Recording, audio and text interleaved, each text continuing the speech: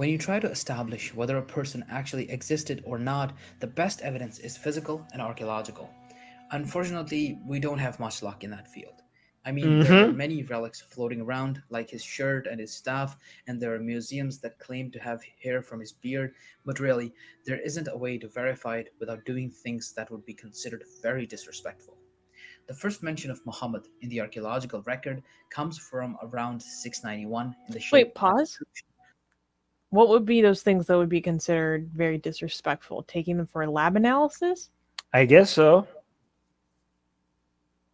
I guess so that like just touching it is holy, so why would you even touch it? Like maybe that's an excuse, because wouldn't it be also like very holy if you could prove that this is like the hair is from that, like do a DNA test on it? Like wouldn't that be saving Islam from all the people like us who are doubting it? But Like, at the same time, maybe not, because it would be subscribing to their standards. It would be subscribing to their regime of truth, so to speak, if I'm putting on my postmodernist hat. It would be subscribing to saying your method of determining what is true instead of accepting this holy truth, this dogma. Well, there's no Islamic way to check if a hair is. Just bring Muslim carbon. But the fact that you're questioning it and testing it to see if it's true itself is heretical. No, it's not. There's nowhere in the Hadith or the Sunnah or the Quran. Wait, let me finish saying something before. So, just because you know what I'm going to say, that doesn't mean people know what I'm going to say. There's nowhere that says that. Oh, there's no Hadith that says if anybody says that this is the hair of Muhammad, thou shall not do DNA testing or carbon. What is it called? Carbon date testing. Dating. What is that? Dating on it. Carbon dating on it, and there's nothing that prohibits that. So I don't know. I guess, yeah. I mean, not from a scriptural sense. Not scripturally, that's heretical. But I would think maybe this is me putting on a Christian lens, but it's from that lens to try to use our man-made means of knowledge to try to validate this ineffable, supreme truth. Okay. Really just dogma. Like culturally, that's very heretical because you're not. That's not right. Okay, but that's not true, because they do that with Jerusalem, including the Islamic sections, right? But they don't do that with Mecca. Okay. So here's the thing. I think I think this is kind of selective. Why does Quds get all the attention? Yeah, no, because there's a selective outrage over the fear of what could be revealed that might disprove Islamic history, right? So, like, for example, when the Yemeni government allowed foreigners to come and investigate the Sina manuscript, which is the earliest, records of the Quran, right? Some of the earliest ones, it showed that the Quran has been manipulated and changed throughout history. Like, it was one of the most damning evidence, and now they have blocked access to it, right? And this is why some people say that this is the same reason. Hey guys, before we get back to that video, YouTube has fully demonetized our channel for supposedly hateful and harmful conduct, without telling us what we did wrong. If we get to 1,000 patrons, we will be able to keep paying all our team, our editors, our artists, without ever having to worry about monetization again, which would be amazing. Yay! So please support Atheist Republic on Patreon. Link in the description below.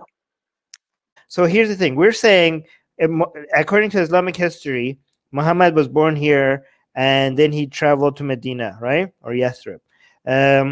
But now it seems that we're looking at all the historical records, and Mecca is supposed to be a very significant trading city at that time, but there was no reference to Mecca either by the Persians or by the Romans. And guess what? These people recorded the traders, they were obsessed with recording stuff. They were obsessed with recording cities and their trade routes and everything.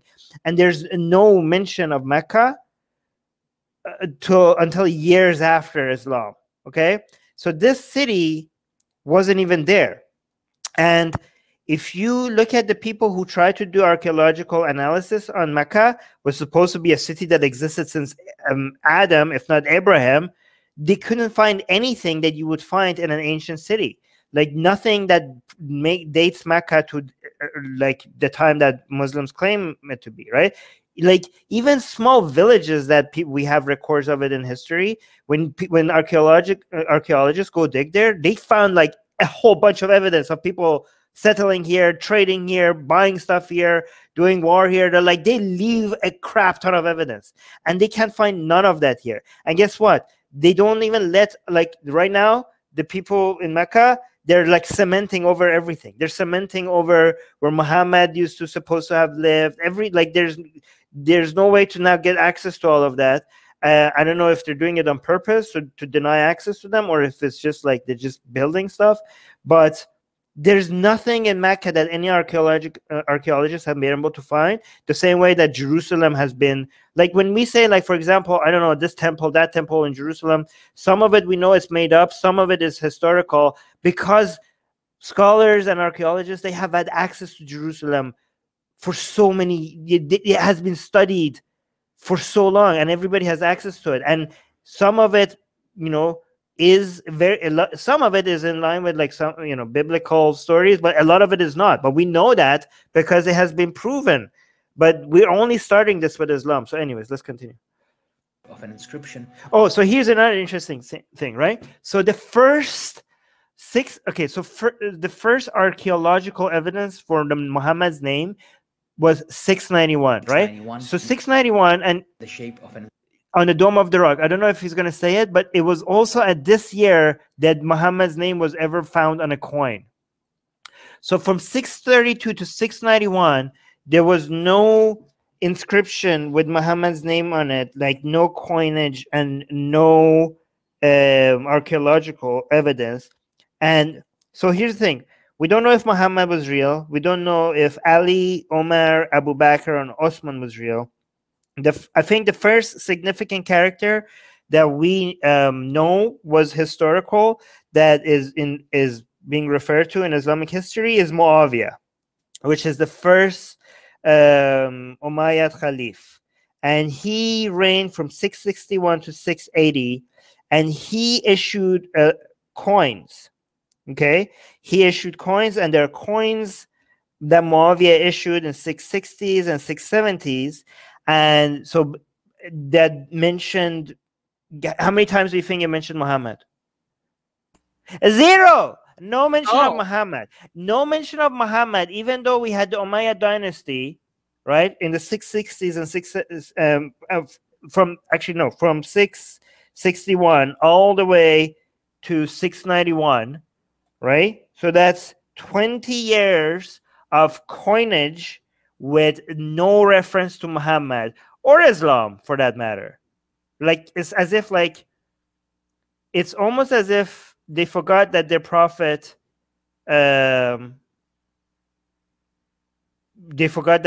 is Muhammad, right? And not only Umayyad coinages didn't have any mention of Muhammad on it, they had crosses on them. Did you know that? Well, only because you talked about it before. Oh my God. You guys are... Guys, they were his enemies. Why will they? You guys are completely... Okay, if you don't know what you're talking about, Muawiyah, this is his enemies.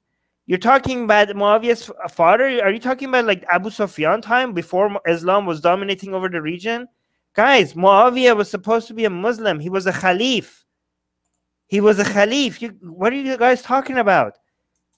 This is the beginning of the Umayyad dynasty, the first Islamic empire. You're saying that Muawiyah was Muhammad's enemy? Is that what you're saying? Oh my God, you guys are... Anyways, I don't know what you guys say. Maybe I should just ignore the live chat. So the first archaeological evidence in 691, both on coinage and on the Dome of the Rock, which was made by Abdul Malik what was he like? He was the Umayyad Khalifa. I think. What number was he? Abdul Malik was number 4 or 5. I forgot. But yeah, he was like Abdul Malik is the guy that is probably responsible for the invention of Islam. Him and his governor Ibn Hajjaj. Wait, Hajjaj Ibn Hajjaj, is that right? Hajjaj, yeah, I think so. Where he's called Muhammad, the Prophet of Allah, and it is actually available for anyone to see. The Dome of the Rock was built by a Muslim caliph, Abdul Malik, so it really isn't the most reliable and unbiased source if you're trying to determine whether or not Muhammad existed. Hey guys, if you're a fan of blasphemy and sexy Kali, like me, then that means that you probably want more blasphemous art. Well, I have good news for you. If you subscribe to our newsletter, link in the description below, then you get a free booklet of some of the tastiest blasphemous art available today. So, if you want some of this delicious blasphemy, and we're so generous that we update it for you guys weekly for free, all you have to do is sign up for our newsletter below. You can also go to blasphemousart.com/ebook. That's blasphemousart.com/ebook. Sign up with your email, and you get free gifts of this tasty blasphemy. What could be better? So make sure you sign up. Link below.